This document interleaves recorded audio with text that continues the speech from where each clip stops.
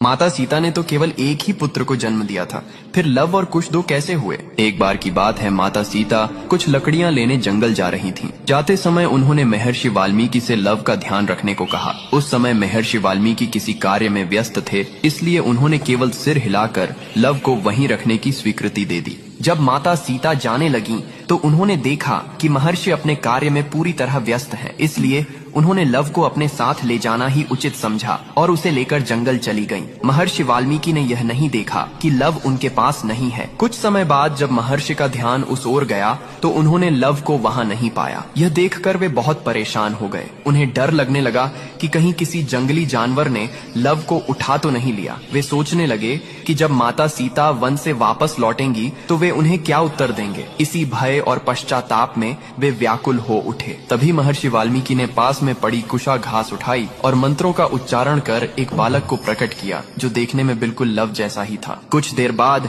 जब माता सीता वन से लौट कर आईं, तो महर्षि ने देखा कि उनके हाथ में लव पहले से ही मौजूद है। यह देखकर वे आश्चर्यचकित रह गए, लेकिन माता सीता उस दूसरे बालक को देखकर अत्यंत प्रसन्न हुई, क्योंकि वह बालक कुशा से उत्पन्न हुआ था, इसलिए उसका नाम कुश रखा गया।